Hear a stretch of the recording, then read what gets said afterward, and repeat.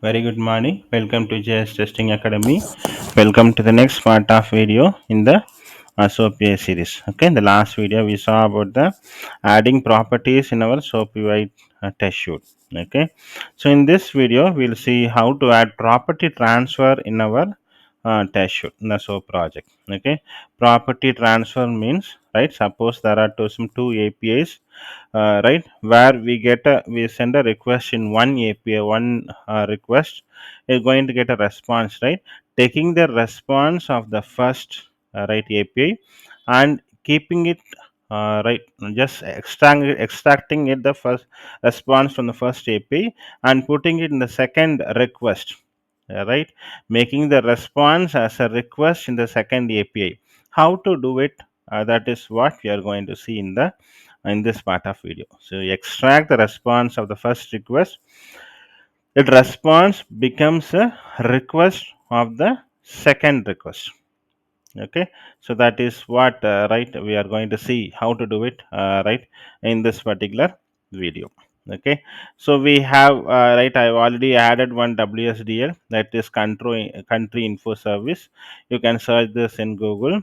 You can search sample WSDL URL in Google. You can get this one. I've added the new SOAP project and added this country service. Okay, now let me generate a test shoot here. So what I'll do is, right, if you see here, right, there is one thing called as country ISO code. Okay, so you have a country ISO code. Okay, so if I give India, okay, if I give country ISO code as India, let me run it. It's going to extract a response IN. So we'll take this input, right, this response as an input, and we'll put in full country ISO, full country in. So let me give, if I give this response, right, as here, let me run it, right, you should get an, right, full country info of the IN, like what state, right, what is the continent code, what is the ISO code, like that you'll get a full response from the request. Okay, so I'm taking the ISO code, the ISO code's response, and I'm just keeping it in the making a request in the full country info. Okay, so extracting a response and, right, passing that response to another request. How to do that?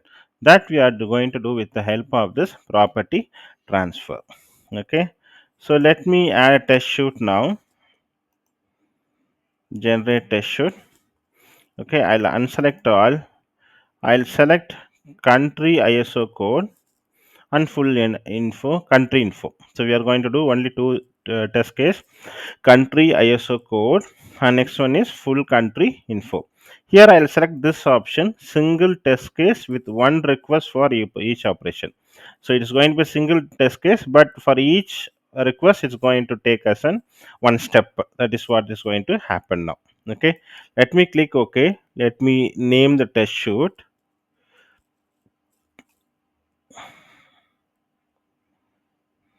country info test shoot. Click OK. So you created a test shoot now. Okay, now it has two steps. One is a country ISO code, next one is full country info. Okay, so as I told you, see, you have an, right, country ISO code here.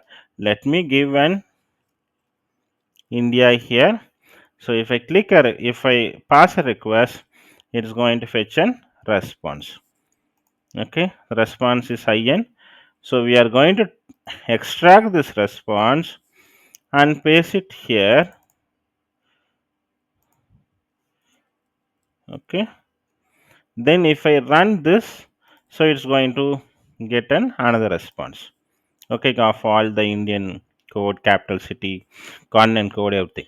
So you are getting the extracting a response from first request and passing that response to a second request. That is what we are doing here. How to do with the property transfer? Okay, so without doing manually, how to do it, that is what we are going to see here. For that, keep in test step, right click, add step, you should click property transfer. Okay, click property transfer and you should click OK. Okay, paste this property transfer in between country ISO code and full country info. Okay, you keep it, then click the property transfer. Let me close all the windows so it's not confusing you.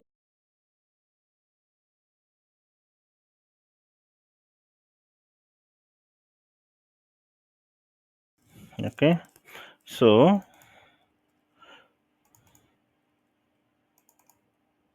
okay, so now we have an we have a property transfer. So I need to click the plus symbol. I'll give a name, right? Prop name. Okay, I'll give a name of a property and I'll click OK. So now we are going to give the source and the target. Okay, what is the source? I have to take the response of the country ISO code, that is a source. What is the property I should take? I should get the X response.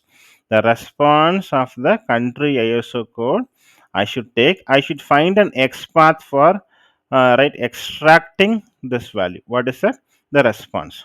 Okay, so what is this country ISO code, right? This response should be extracted. All right, then it should be passed in another request. For that we need to write an X path. Okay, how to do it is, right, we saw in the previous videos. Okay, double slash, you should put star, right? Star, it will take the right index of everything. So it will get the take the index of everything. Then what I should do is, right, I should give country ISO code result. Okay, I should take 1 minute,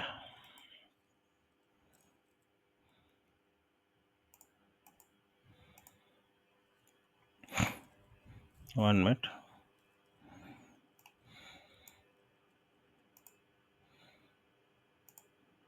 Okay, I'll copy this one.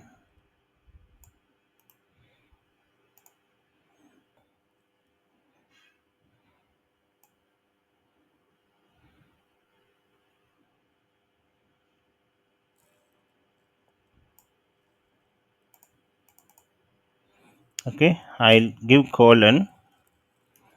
Okay, star, it will take the index or whatever index it will take, and it will take country ISO code result. So it will take the extract this, right, XPath result. Okay, and it will paste here. Where it should paste? Country ISO info code. Okay, what is a property? You should, now you are extracting a response, passing as an request in the second right API, right? So you should first, you should extract a response and pass here as a request. For this also we need to write an XPath. So I'm writing an XPath here. Okay, double slash star. Okay, then you should give, what is it? Let me go here. What is that we should do? 1 minute. Country ISO code. Okay, we should copy this one, go to the property transfer and give a colon and paste. Okay, so you're getting an extracting a response from the first request, passing as a request in the second API. Okay, let me run it. You should run as a test case, right? So I'll click here. Okay, I'll close other things so it's not confusing.